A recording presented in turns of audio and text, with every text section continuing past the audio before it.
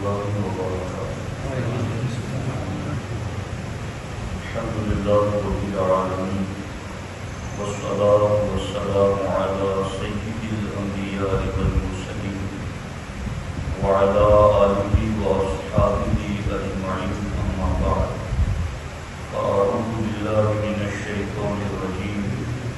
بسم الله الرحمن الرحيم.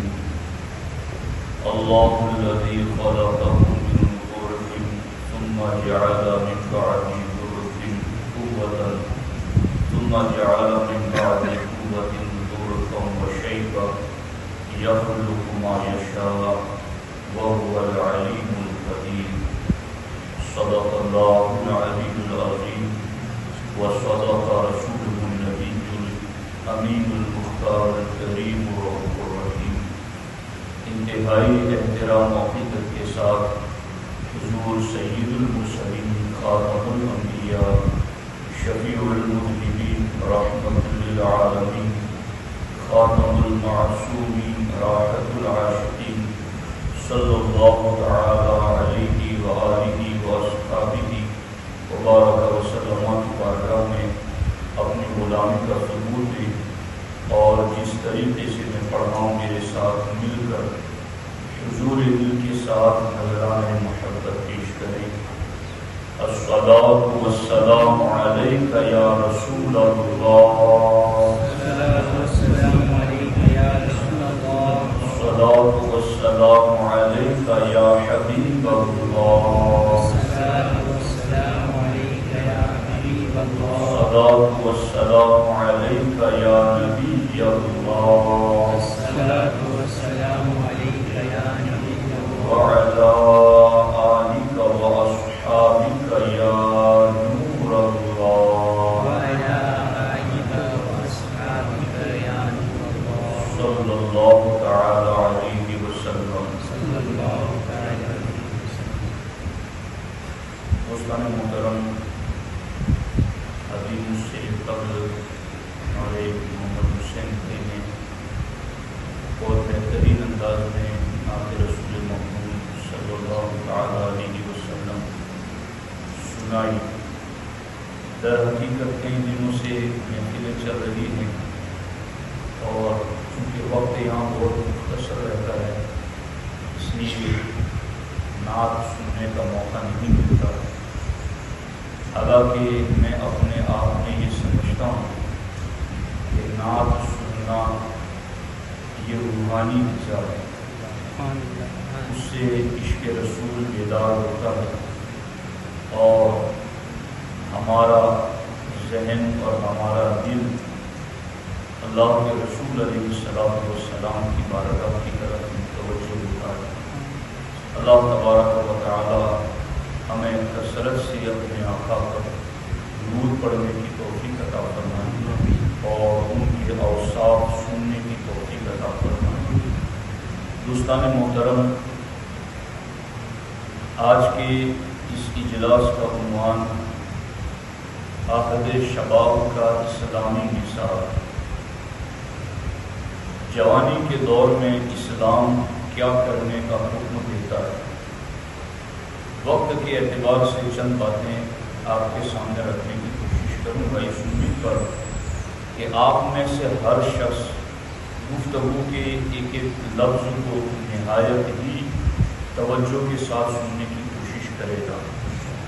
دوستان محترم، میں نے جو قرآن مجید کی آیت مبارکہ آپ کے سامنے پڑھی ہیں، اللہ تبارک و تعالی نے اس آیت میں انسانی زندگی کے 3 ادوار ذکر فرمائے ہیں. ادوار یہ دور کی جمع ہے، ایک دور، دوسرا دور، تیسرا دور. تو اللہ تبارک و تعالی نے اس آیت مبارکہ میں انسانی زندگی کے 3 ادوار ذکر فرمائے ہیں. اس میں سے اللہ تبارک و تعالی نے 2 دور وہ ذکر فرمائے جس میں انسان کا ضعیف اور کمزور ہونا بیان کیا، اور ایک دور اللہ نے وہ ذکر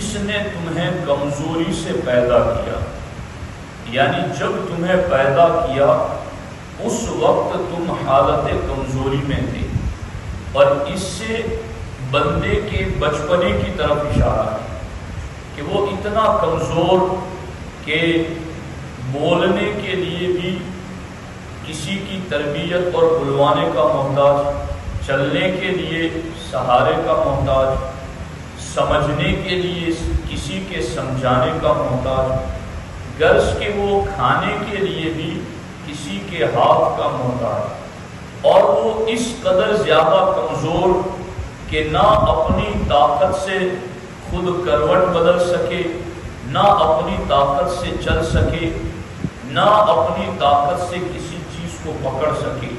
اللہ تبارک و تعالی ارشاد فرماتا ہے کہ اللہ ہی ہے وہ جس نے تمہیں پیدا کیا اس وقت تم کمزور تھے۔ پھر اللہ تعالیٰ نے فرمایا ثم جعل من بعد ضعف قوة، پھر ہم نے تمہیں اس کمزوری کے بعد طاقتور بنایا، باقوت بنایا۔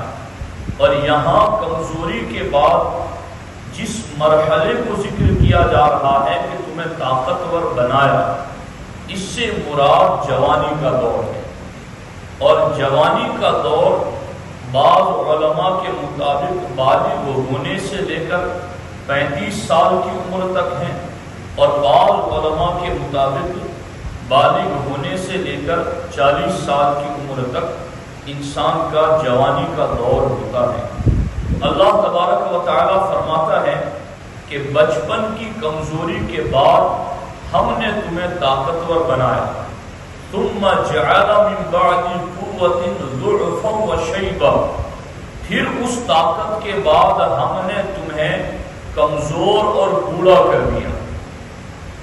تو آپ دیکھیے کہ انسانی زندگی کے یہ 3 مرحلے اور 3 ادوار ہیں، اور ان تینوں ادوار میں بندے کے لیے اول آخر کو کمزور رکھا، اور درمیانے کو اللہ رب العزت نے طاقت کی صورت میں بندے کے اندر جلوگر فرمایا کہ تجھے ہم نے طاقت عطا فرمائی ہے۔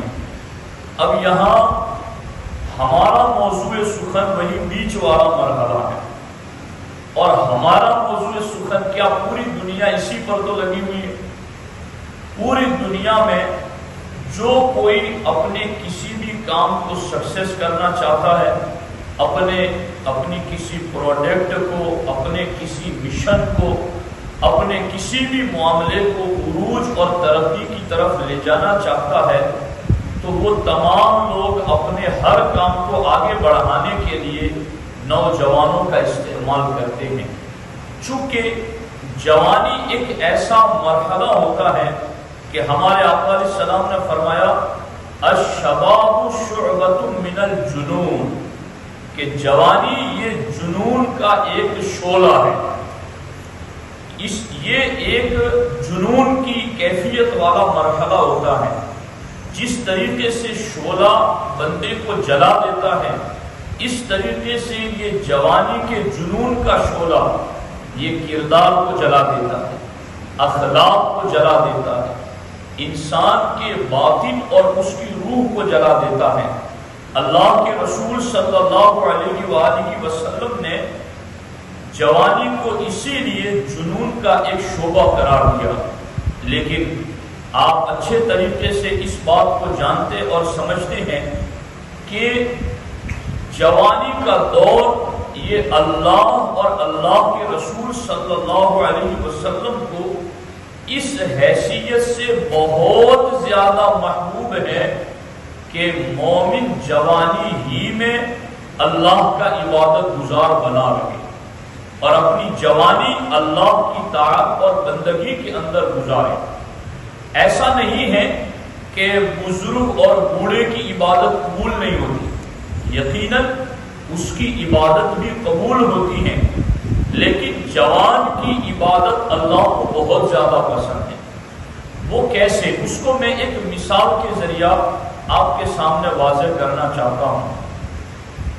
ایک شخص ایسا ہے جس کو مالک نے یہ کہا کہ یہاں سے اٹھ کے کہیں نہیں جانا، اور اس کے اندر اٹھنے کی صلاحیت ہی نہیں ہے، اس کے پاؤں معذور ہیں، جسم میں طاقت نہیں ہے، ہلنے کی چلنے کی قوت نہیں ہے، اس کو مالک نے کہا کہ تم یہیں بیٹھے رہو، یہاں سے اتنے گھنٹے تک تم نے اٹھ کر کہیں نہیں جانا۔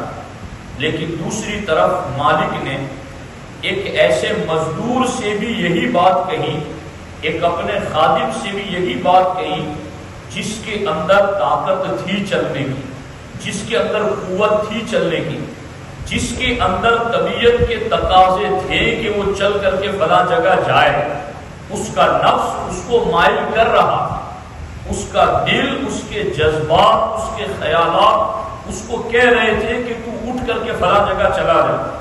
لیکن چونکہ اس کو بھی اس کے مالک نے کہا تھا کہ تم نے اتنے وقت تک اٹھ کے یہاں سے کہیں نہیں جانا، اب مالک نے جب دونوں کو دیکھا کہ اس نے بھی میرے حکم پر عمل کیا اور اتنے وقت تک یہاں بیٹھا رہا، اور یہ بھی میرے حکم پر عمل کر کے اتنے وقت تک یہاں بیٹھا رہا، لیکن مالک کو اس کے بیٹھنے پر زیادہ خوشی ہوگی کہ جس میں اٹھنے کی، چلنے کی، جذبات، خیالات، وسوسات، نفس، یہ ساری چیزیں موجود تھی، اس کے باوجود بھی اس نے مالک کے حکم پر پابندی کرتے ہوئے وہاں بیٹھا رہا، اٹھ کے نہیں گیا۔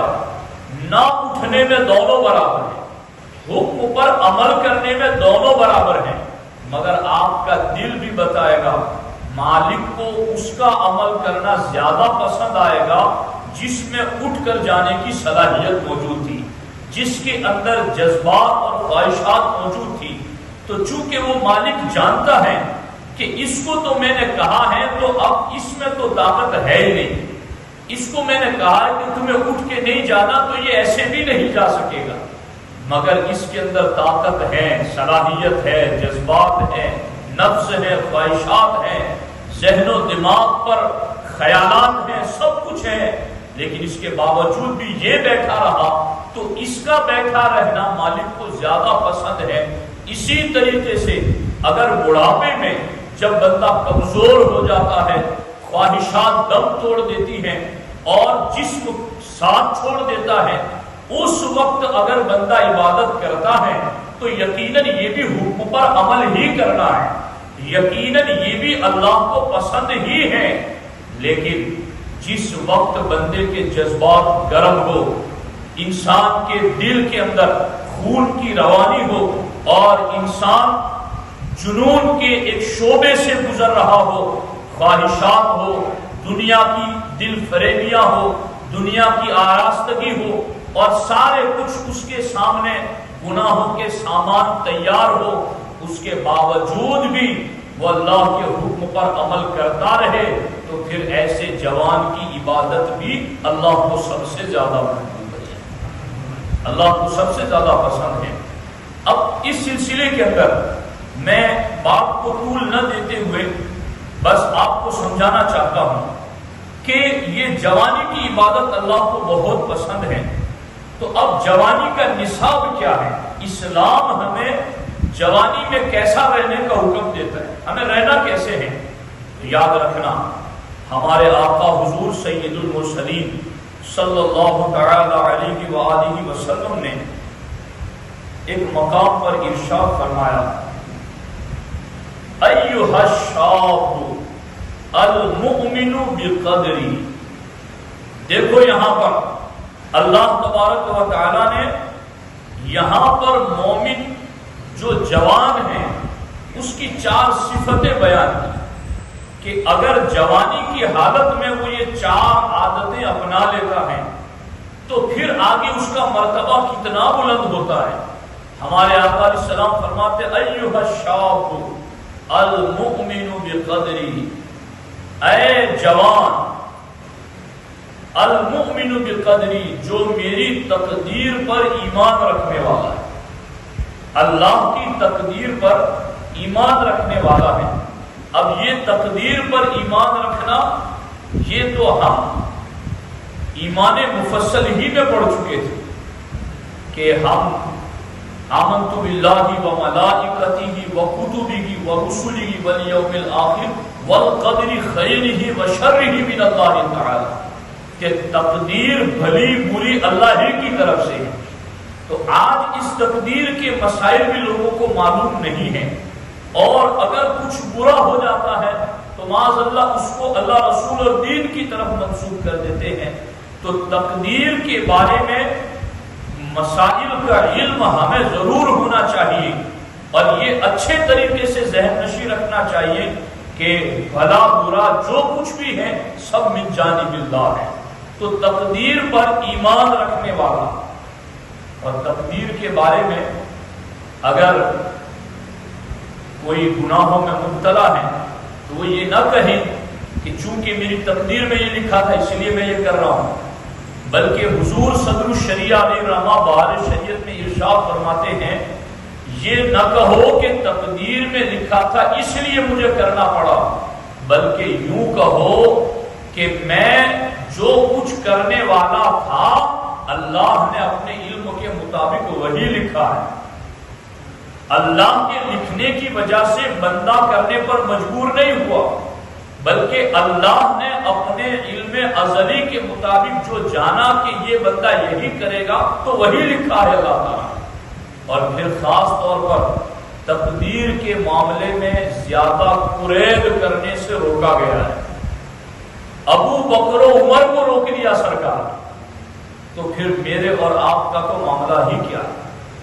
تو جوانوں کا اسلامی نصاب، چونکہ جوانی میں ایسے کلمات نکلتے ہیں نا، وہ کامیڈی شو دیکھتے ہیں، وہ پکچر دیکھتے ہیں، وہ سیریلیں دیکھتے ہیں، وہ نہ جانے کیا سے کیا ڈائلاگ سنتے ہیں اور اس کو بولنا اپنی شان سمجھتے ہیں، اور اس میں کئی ایسی باتیں کہ جو تقدیر سے ٹکراتی ہیں، جو تقدیر سے ناراضگی والی ہے۔ تو عہد شباب کا اسلامی نصاب، اس میں پہلی چیز یہ ہے کہ المؤمن بقدری، اللہ تبارک و تعالیٰ فرماتا ہے کہ میری تقدیر پر ایمان رکھنے والا۔ تو یہ پہلی چیز ہے۔ دوسری چیز الراضی بکتابی، میرے لکھے ہوئے پر راضی رہنے والا جوان، میرے لکھے ہوئے پر راضی رہنے والا جوان، شکوے نہیں کرتا، شکایت نہیں کرتا، فلاں کو تو اتنا دیا ہے اور مجھے کچھ نہیں دیا، میری تقدیر میں بھی یہ ایسا کیوں لکھ دیا گیا، اس طرح کی باتیں وہ نہیں کرتا۔ الراضی بکتابی، وہ یہ کہتا ہے مرضی مولا از ہما اولا، کہ اللہ کی جو رضا ہے یہی سب سے بہتر ہے۔ تو مسلمان نوجوان کا یہ دوسرا نصاب ہے کہ وہ اللہ کے لکھے ہوئے پر راضی اور مطمئن رہیں۔ اور تیسری چیز القانع برزقی، اللہ تعالیٰ فرماتا ہے اور میں اس کو جو رزق دیتا ہوں اس پر وہ قناعت کرتا ہے، یعنی اس پر وہ گزارا کر لیتا ہے، باقی اس کے بارے میں وہ زیادہ قرید نہیں کرتا ہے، اور اس بارے میں کوئی زیادہ بحث نہیں کرتا ہے، بلکہ جو میں نے اس کو دیا ہے اس پر وہ مطمئن ہے۔ یہ بھی ایک نصاب ہے عہد شباب کا۔ اور چوتھی چیز التارک لشہوتہ من اجلی، کہ اللہ تبارک و تعالیٰ فرماتا ہے میری وجہ سے اپنی خواہشات کو چھوڑنے والا، میری وجہ سے ناجائز خواہشات سے اور غلط جگہ خواہشات کی تکمیل سے اپنے آپ کو دور رکھنے والا۔ اب یہ چار صفتیں اللہ تبارک و تعالیٰ نے بیان فرمائی۔ اللہ تبارک و تعالیٰ فرماتا ہے اے وہ جوان جو میری تقدیر پر ایمان رکھنے والا ہے، جو میرے فیصلے پر لکھے ہوئے پر راضی رہنے والا ہے، جو میرے دیے ہوئے رزق پر قناعت کرنے والا ہے، اور جو میری رضا کے لیے میرے حکم پر غلط جگہ خواہشات سے اپنے آپ کو بچانے والا ہے، اللہ تبارک و تعالیٰ فرماتا ہے انت عبدی کبعض ملائکتی، اے جوان تو میرا وہ بندہ ہے جو میری بارگاہ میں کئی فرشتوں کی طرح مقام رکھتا ہے۔ اور کیجیے آپ تو یہ چیزیں ہیں جنہیں جوانی کے اندر ہمیں اپنانی ہے اور ان چیزوں کی طرف ہمیں مکمل توجہ دینی ہے۔ ایک حدیث پاک میں اللہ کے رسول صلی اللہ علیہ وسلم نے یہ بھی ارشاد فرمایا، ایما شاب نشأ علی عبادت اللہ، وہ جوان جو بالغ ہی اس حالت میں ہوا کہ اللہ کی عبادت کرتا رہا۔ اور اس میں بہترین ان لوگوں کو سمجھتا ہوں کہ جو بچے دارالعلوم میں پڑھتے ہیں، مدرسوں میں پڑھتے ہیں، یہاں جیسے کچھ کلاس میں بچے پڑھتے ہیں، تو اب ان کو دیکھو اور اس حدیث کو دیکھو کہ ان کی جوانی کی شروعات ہی اللہ کی عبادت سے ہو رہی ہے۔ یعنی ایک تو نابالغی کی عمر سے ہی انہوں نے پڑھنا شروع کیا اور پڑھتے پڑھتے اسی عمر کے درمیان وہ بالغ ہوئی۔ تو ہمارے آقا علیہ السلام نے خصوصی کیا نصاب عطا کیا ایسے جوانوں کے لیے کہ ایما شاب نشأ علی عبادت اللہ، کہ وہ جوان کہ جس کی بالغیت کی حالت ہی اللہ کی عبادت میں ہوئی، حتی یموت، یہاں تک کہ بالغ ہونے کی سرحد سے لے کر مرنے تک اس عبادت پر برقرار رہا، اعطاہ اللہ اجر 99 صدیقا، اللہ ایسے جوان کو 99 صدیقوں کے برابر اجر و ثواب عطا فرمائے۔ اور 99 صدیقین کے برابر اللہ رب العزت اسے اجر و ثواب عطا فرمائے گا۔ تو ایک نصاب ہمیں آج پڑھ کر کے اٹھنا ہے، جو ہمیں سن رہے ہیں یا سنیں گے، ہم انہیں بھی یہ بتا رہے ہیں کہ اسلام نے کوئی ایسا گوشہ رکھا نہیں ہے اپنے ماننے والوں کے لیے کہ جہاں کامل رہنمائی لگی، ہر جگہ رہنمائی ہے۔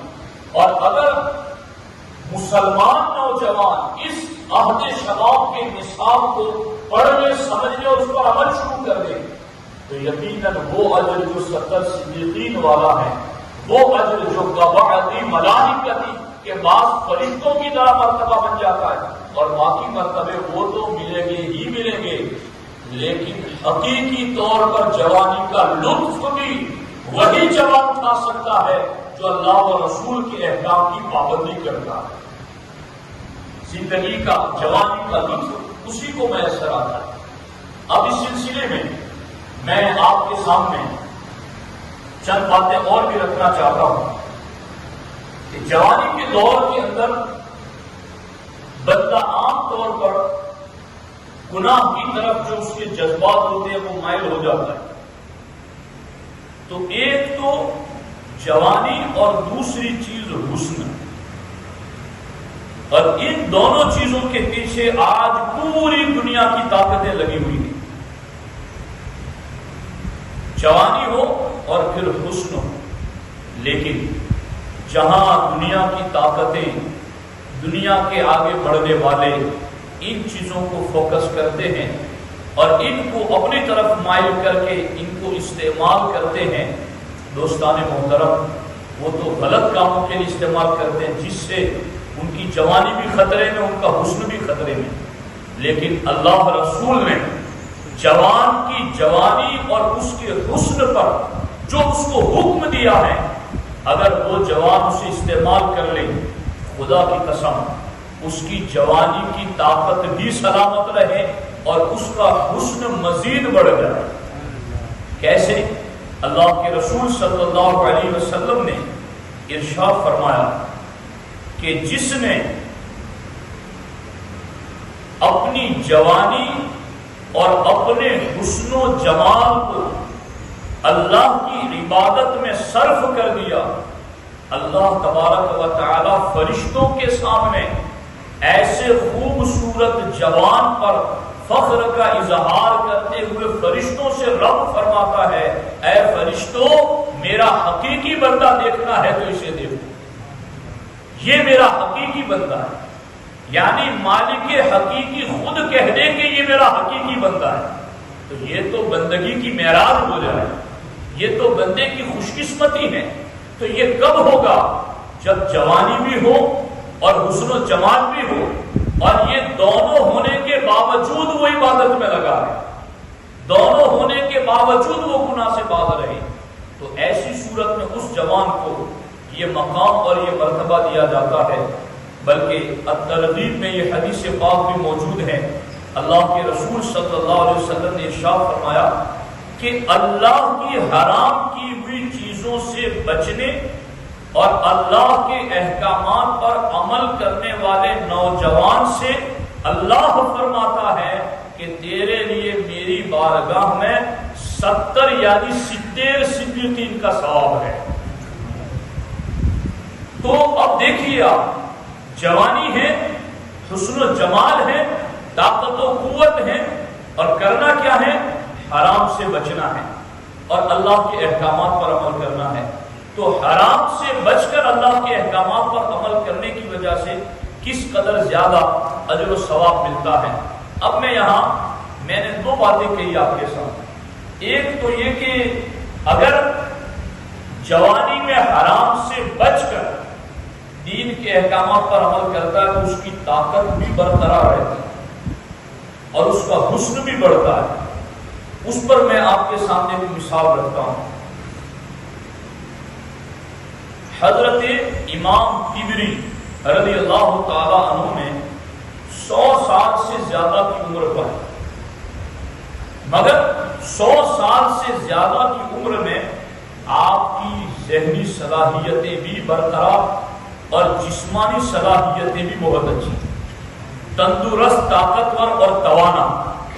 یعنی ہوتا ہے نا کہ جب آدمی اتنا بوڑھا ہو جاتا ہے تو قرآن شریف میں بھی یہ آیت مبارکہ ہے، وَمِنْكُمْ مَنْ يُرَدُّ إِلَىٰ أَرْذَلِ الْعُمُرِ لِكَيْ لَا يَعْلَمَ مِنْ بَعْدِ عِلْمٍ شَيْئًا، کہ تم میں سے ہم بعض لوگوں کو عمر کے اس آخری حصے تک پہنچائیں گے جہاں پہنچنے کے بعد وہ جانتے ہوئے بھی نہ جانے، بھول جائے، اس پر بھولنے کی عادت طاری ہو جائے گی بڑھاپے کی وجہ سے۔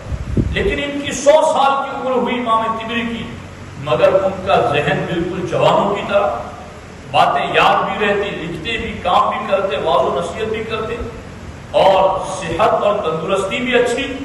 تو کسی نے پوچھا کہ حضور اس صحت کا راز کیا ہے؟ دیکھو جوانوں، اللہ رسول کی بارگاہ میں احکامات پر عمل کرنے سے جوانی کی طاقت کیسے محفوظ رہتی ہے؟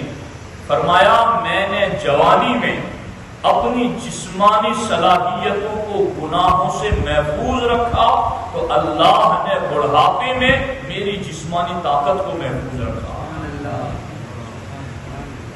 میں نے اپنی طاقت کو غلط جگہ استعمال نہیں کیا، میں نے اپنی طاقت کو اللہ رسول کے احکام کے بابت رکھا، تو اللہ تبارک و تعالیٰ نے بڑھاپے میں بھی میری ذہنی صلاحیتوں کو بھی اور جسمانی طاقت کو بھی سلامت رکھا۔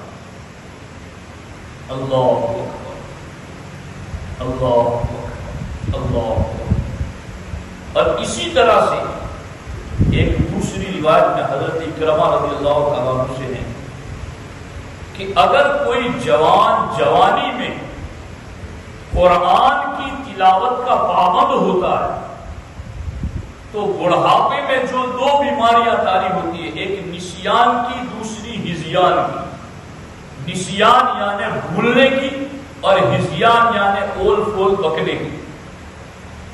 تو حدیث پاک میں آیا کہ جو جوانی کے عالم میں قرآن کی تلاوت کا پابند ہوگا، جب بوڑھا ہوگا تو اللہ بڑھاپے میں ہذیان اور نسیان والی بیماری سے اس جوان کی حفاظت فرمائے۔ تو دین ہماری طاقت کو صحیح جگہ لگا کر ہمیں کتنا فائدہ دے رہا ہے، مگر کاش کہ ہماری نوجوان نسل اس طرف متوجہ ہو اور اس کو سمجھنے کی کوشش کرے۔ میں اس سلسلے میں آپ کے سامنے صحابہ کرام کی دو مثالیں پیش کرنا چاہتا ہوں کہ وہ جب جوان ہوتے تھے تو وہ کیا کرتے تھے۔ چونکہ اللہ نے فرمایا قرآن میں آمنو کما آمن الناس، تمہیں طریقے پر وہی چلنا ہے جو صحابہ طریقے پر چل چکے۔ تو ان کی جوانی کا دور وہ کیسے ہوتا تھا اور کس طریقے سے ان کی جوانی کا دور گزرتا تھا۔ ابھی میں یہ تمہید عرض کر رہا ہوں، اخیر میں چند باتیں بہت اہم ہیں وہ بھی عرض کروں گا۔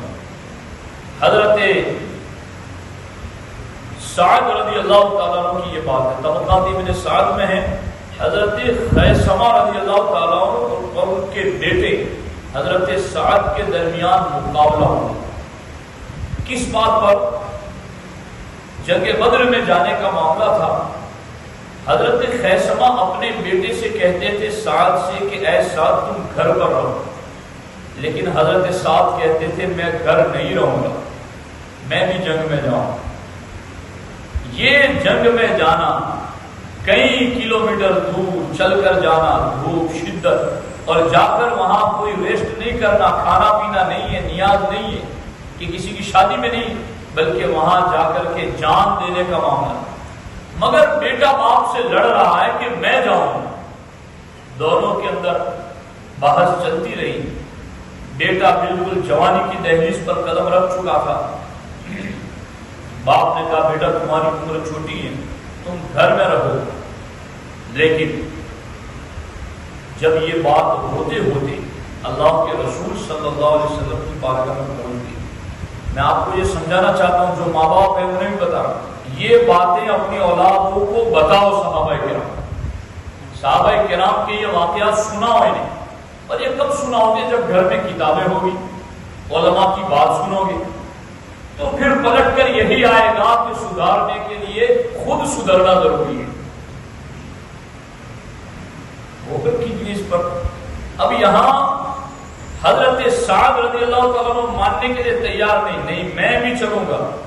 بات حضور کی بارگاہ میں پہنچی تو حضرت سعد نے یہ جواب دیا، لو کان غیر الجنت لاسرتک بھی، میرے والد محترم اگر جنت کے علاوہ کوئی اور معاملہ ہوتا تو میں ضد نہ کرتا، مگر یہ معاملہ جنت جانے کا ہے تو میں اس میں یہ نہیں کہوں گا کہ آپ نہ جاؤ، آپ جاؤ اور میں نہ جاؤں، میں تو جاؤں گا۔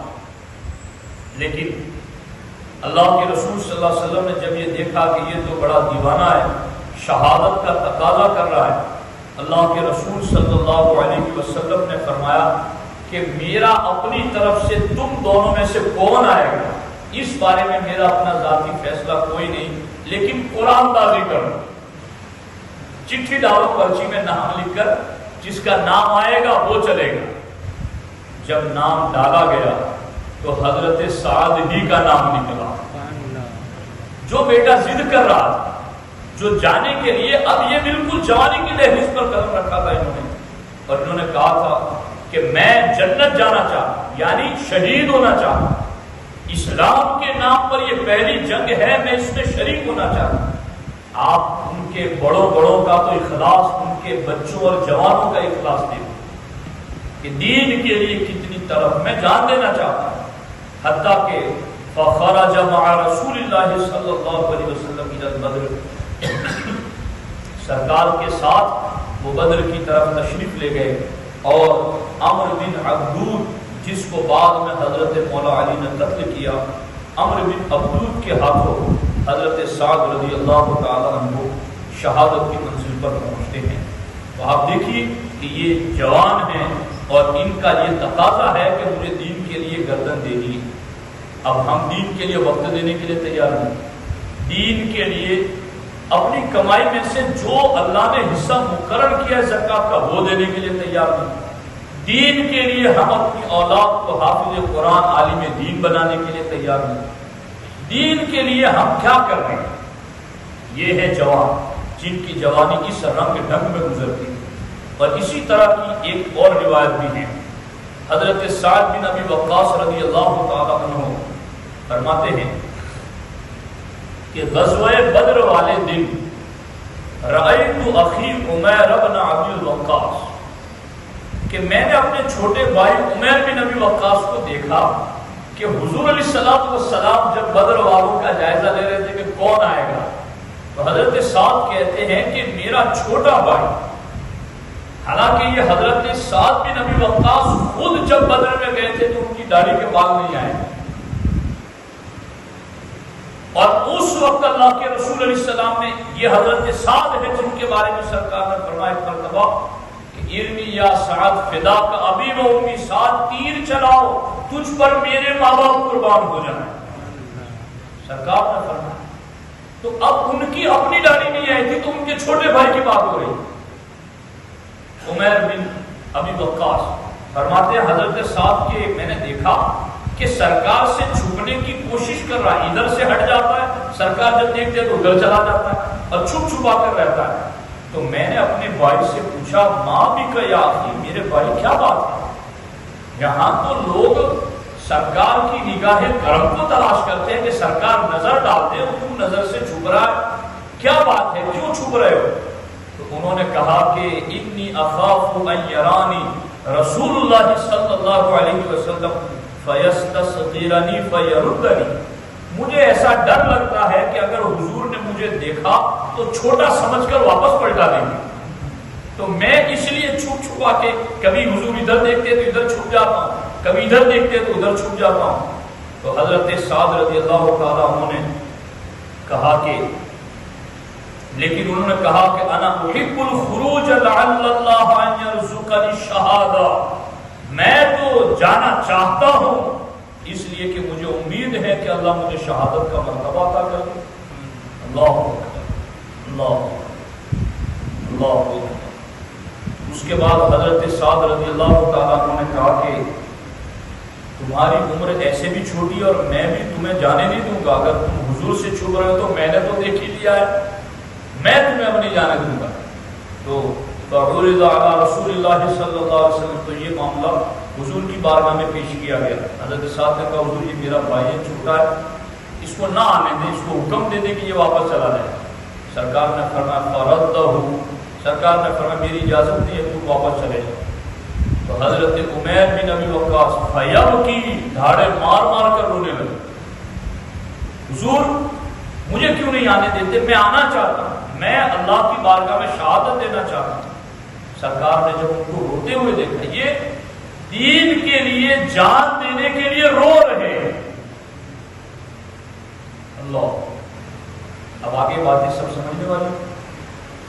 فَأَجَازَهُ، اور یہ بھی رحمت للعالمین کی رحمت للعالمین ہے، جب روتا دیکھتے ہیں تو سہارا ضرور دیتے ہیں. سچے دل سے کوئی ان کی بارگاہ میں روئے تو صحیح. فَأَجَازَهُ، انہیں روتے ہوئے دیکھا تو سرکار نے اجازت عطا فرمائی، تم بھی چل سکتے. حضرت سعد کہتے ہیں کہ میرا بھائی عمیر اتنا چھوٹا تھا، حالانکہ وہ خود ان کی داڑھی نہیں آئی، میرا بھائی اتنا چھوٹا تھا کہ کنت اعقل حمائل سیفہ من صغرہ، کہ میرا بھائی اتنا چھوٹا تھا کہ تلوار لٹکانے کی جو نیام ہوتی ہے نا وہ بار بار چھوٹ جاتی تھی اور مجھے اس کو باندھنا پڑتا تھا، اس کو وہ بھی باندھتے نہیں آتا، اتنا چھوٹا تھا. لیکن پھر بھی انہیں ایک شوق تھا، اشتیاق تھا کہ میں نے بھی بدر کی جنگ کے اندر شرکت کرنی ہے. 5000 فرشتے آسمان سے مدد کو یوں ہی نہیں اترتے، ایسا اخلاص ہوتا ہے تب مدد اترتی ہے. ہم رات دن مدد مانگتے ہیں، مدد آ جائے، مدد کر کیا ہے. حضور اگر بدر میں نہ جانا چاہتے اور کعبے کی دیواروں کے سائے میں دعا کر دیتے تو پورا کفر مٹ جاتا، مگر سرکار خود چلے ہیں، لے کے چلے ہیں، اترے ہیں بدر کے اندر، پھر سب کچھ اپنا عمل اخلاص سب کچھ پیش کر دیا.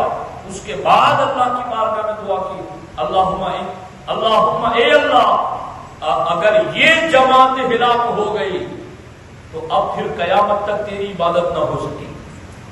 چونکہ میں آخری نبی ہوں، یہ ختم نبوت کی شاخ بول رہی تھی، سرکار جانتے تھے میں آخری نبی ہوں اور یہ میری پوری زندگی کی کمائی یہی 313 ہے، اگر یہ آج مٹ گئے تو میرے مولا تیری عبادت کیسے ہوگی. سرکار نے اپنا عمل، اپنا سب کچھ جو کرنا تھا وہ کر دیا، پھر دعا کی. اور ہم اپنا عمل کرتے نہیں، اس میں کوتاہی رکھتے ہیں، کرتے ہیں تو اور پھر دعا کرتے ہیں اور سوچتے ہیں کہ قبول نہیں ہوتی. حضرت مولا علی رضی اللہ تعالیٰ عنہ سے کسی نے پوچھا، حضرت کیا بات ہے، آپ جو دعا کرتے ہو قبول ہو جاتی اور ہماری قبول ہی نہیں ہوتی. حضرت مولا علی رضی اللہ تعالیٰ عنہ نے فرمایا کہ یہ 2 کام ہیں، ایک میرے رب کا اور ایک میرا. میں اپنا کام کرتا ہوں، اللہ کے کام میں دخل نہیں دیتا. کہ وہ کیسے؟ کہ میرا کام ہے اس سے مانگنا اور اس کا کام ہے قبول کر کے عطا کرنا. وہ قبول کرے گا، عطا کرے گا، میں اس کے کام میں دخل نہیں دیتا. اپنا کام ہے مانگے جاؤ، بس میں مانگے جاتا ہوں. اب ہمارا معاملہ کیا ہے؟ مانگنے سے پہلے ادھر جاؤ. یہ طریقے ہیں، سیکھ لو.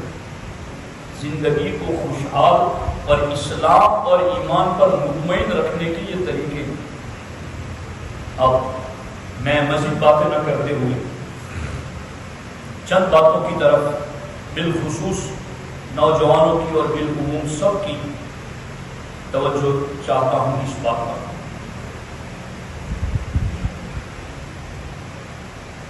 علم حاصل کرنے کے لیے جب ہم چلیں، حالانکہ اس پر میں اس ٹاپک پر مستقل گفتگو کروں گا انشاءاللہ سب، لیکن ابھی چونکہ بالخصوص جوانوں کا ایک بات ریکارڈ پر رہے گی تو میں عرض کر دیتا ہوں.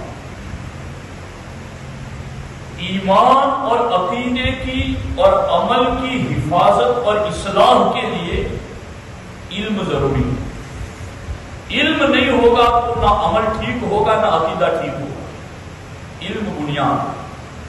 اور ہمارے آقا علیہ السلام نے ارشاد فرمایا العلم دین فانظروا عمن تاخذون دینکم. سرکار فرماتے ہیں میرے دین کا علم بھی دین ہی ہے، تو تم غور کر لو کہ تم یہ علم کس سے سیکھ رہے ہو. یہ علم دین سیکھنا ہے تو کہاں سے سیکھنا ہے؟ سرکار دو عالم صلی اللہ علیہ وسلم اس کے ذریعہ ہمیں یہ تنبیہ کرنا چاہتے ہیں، وارننگ دینا چاہتے ہیں کہ جن کے پاس صحیح دین ہے انہی سے صحیح علم سیکھو، اور ان صحیح مومن سے صحیح علم ملے گا تبھی تمہارا عمل بھی صحیح ہوگا، تبھی تمہارا عقیدہ صحیح ہوگا. اب آج کل سوشل میڈیا کا دور ہے، لوگ یوٹیوب پر فوراً جا کے سرچ کرتے ہیں اور سنتے ہیں. کوئی ڈاکٹر ہے جو دین کی دعوت دے رہا ہے، کوئی انجینئر ہے جو علمی بحث سے لوگوں کو سمجھا رہا ہے، اور لوگ ہیں کہ لپک لپک کر کے ان کی باتیں سنتے ہیں اور پھر عقائد کے بارے میں بھی کنفیوز ہوتے ہیں، عمل کے بارے میں بھی، اسلاف کے بارے میں بھی، صحابہ کے بارے میں بھی، اہل بیت کے بارے میں بھی. میں کہتا ہوں اگر تم بیمار ہوتے ہو تو کیا کبھی اپنی بیماری کا علاج کرانے کے لیے کسی درزی کے پاس گئے؟ کبھی اپنے جوتے گانٹھنے کے لیے جوتے پھٹے ہوئے کہ اس کو درست کرنے کے لیے کسی ڈاکٹر کے پاس گئے؟ یا جوتے گانٹھنے ہیں یا کوئی بھی کام کرنا ہے تو ہم اس کے اسپیشلسٹ کے پاس جائیں. جو ڈاکٹر ہے وہ ڈاکٹری کرے، جو انجینئر ہے وہ انجینئری کرے، لیکن دین کا علم کہاں ملے گا؟ دین کا علم تو عالم دین ہی کے پاس ملے گا. اب نوجوان نسل بڑی تیزی کے ساتھ گمراہوں کی تقریریں سن رہی ہے، ان کی کلپیں سن رہی ہے، اور سن کر کے کنفیوز ہوتے ہیں. اور کبھی کسی مولانا کو، کسی امام کو جا کر کے پوچھا، اب ان کے پاس اس کا جواب نہیں تھا، یا جواب دیا تو مطمئن نہ ہو سکا، اب وہ اپنی گمراہیت میں اور زیادہ مضبوط ہو جاتا. تو جوانوں اس نصاب کو یاد رکھو. اللہ کے رسول علیہ السلام نے ارشاد فرمایا العلم دین فانظروا عمن تاخذون دینکم، کہ علم حاصل کرنا یہ بھی دین ہی ہے. اس لیے اس علم کو حاصل کرنے سے پہلے یہ دیکھ لو کہ کس سے حاصل کر رہے ہو.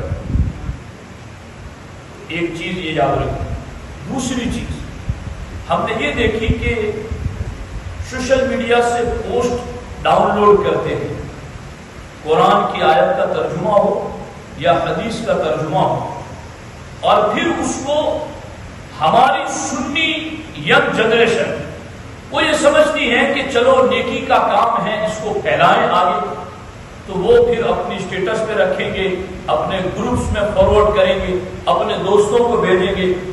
یاد رکھنا یہ ایک ایپلیکیشن، کئی ایسے میں جانتا ہوں، یہ 360 یا اس طرح کی کوئی ایپلیکیشن ہے، اس کے علاوہ اور بھی، جس کے اندر پوری سیاستہ بخاری مسلم سارے حدیث اور سارے ترجمے، لیکن خدا کی قسم کئی مقامات پر ایسی ایپلیکیشن میں ہم نے چیک کیا اور دیکھا تو انہوں نے ترجمے میں غلطی کی اور ڈنڈی ماری. جو ترجمہ تھا وہ ترجمہ نہیں کیا، اس سے ہٹ کر ترجمہ کیا، جس سے عقیدہ اہل سنت کا انکار ہوتا ہے، جس سے دین کی بنیاد پر حملہ ہوتا ہے. اس لیے میں دوسری تاکید آپ سے یہ کرتا ہوں کہ ہر کسی کی پوسٹ کو نہ پڑھیں نہ اس کو آگے شیئر کریں. سنی عالم بھی جو تحقیقی کام کرتا ہو، ایسا نہیں کہ ہر کوئی، چونکہ کئی ایسے بھی آپ کو نظر آئیں گے جو کسی کا لے کر کے اپنے اوپر کاپی پیسٹ کر کے اپنا لوگو لگا کر اپنا نام لگا کر پھر آگے شائع کر دیں اور اصل کتاب کی طرف وہ بھی رجوع نہ کریں. تو ایسے بھی کئی ہم نے پرکھے ہیں. تو اس لیے ایسا عالم دین جو باضابطہ اصل کتاب سے خود دیکھ کر کے پوسٹ بناتا ہو، تحقیق کرتا ہو، اور جس عالم دین سے تمہیں وہ پوسٹ میں چیز سمجھ نہ آئے تم اس سے پوچھ سکو، وہ تمہیں تسلی بخش جواب دے سکے، پھر اسی کی پوسٹ کو پڑھو اور اسی کی پوسٹ کو آگے منتقل کرو. کیونکہ جہاں یہ معاملہ ہوتا ہے کہ نیکی کی بات، علم کی بات پھیلانے سے ثواب ملتا ہے، وہیں پر گناہ کی بات پھیلانے سے عذاب بھی ملتا ہے. تو اس معاملے میں بھی ہمیں غور و فکر کرنا ہے. دو چیزیں ہو گئی. تیسری چیز، اپنی زندگی کا نظام الاوقات بنانا. نظام الاوقات کا کیا مطلب؟ کہ زندگی کیسے گزارنی ہے، صبح سے شام تک ہمارا کیا وقت ہوگا، کس طریقے سے ہم کیا کریں گے، وہ صبح سے لے کر شام تک کا پورا ہمارا زندگی کا شیڈیول ہماری نگاہ کے سامنے ہونا چاہیے. رات کو عشاء کی نماز باجماعت پڑھنے کے بعد 2 گھنٹے کے اندر اندر سو جانے کی عادت بناؤ. اگر اس طریقے سے سونے کی عادت بناؤ گے تو پھر معاملہ یہ ہوگا کہ مطمئن ہو کر فجر کے لیے آنکھ کھل جائے گی، اور جب فجر کے لیے آنکھ کھلے گی تو ہمارے آقا حضور سید المرسلین صلی اللہ علیہ وآلہ وسلم نے ارشاد فرمایا ہے، اے اللہ میری امت کے لیے صبح کے وقتوں کو بابرکت بنا دے. تو صبح کے وقت سفر کرو وہ بھی بابرکت، صبح کے وقت تجارت کرو یہ بھی بابرکت، اور صبح کے وقت اپنی زندگی کا کوئی بھی معاملہ شروع کرو، کوئی پیر دعا دے، عالم دعا دے، امام دعا دے، یہ تو نبیوں کے امام دعا دے رہے ہیں کہ تم صبح کے وقت اپنے نیک کام کا آغاز کرو. اللہ نے اس میں برکت رکھی ہے. تو آپ دیکھیے یہ چیز، جب رات کو جلد سو گے صبح جلد اٹھو. ایک رسالہ ہے جس پر میرے کئی بیانات ہیں اور وہ بھی ہمارے یوٹیوب چینل پر موجود ہے. اعلیٰ حضرت رحمۃ اللہ تعالیٰ کا ایک رسالہ ہے اور میں آپ سے ریکویسٹ کروں گا کہ ہو سکے تو اس کو پڑھیے. تدبیر فلاح و نجات و اصلاح، اس رسالے کا نام. 5-6 پڑھنے کا ہے، زیادہ نہیں. اور میں نے جب اس رسالے کو پڑھا تو میں نے ہمارے گجرات کے نگران اللہ شفیع پٹیل صاحب سے ریکویسٹ کی کہ آپ اس کا گجراتی ترجمہ کرو. تو مجھے انہوں نے بتایا کہ اس کا گجراتی ترجمہ تو کئی سالوں پہلے ہم نے کر دیا ہے اور وہاں بھی ہو چکا ہے. تو وہ گجراتی میں بھی ہیں. اب میں یہ بھی دیکھوں گا کہ کتنے مجھ سے وہ طلب کرتے ہیں پڑھنے کے لیے.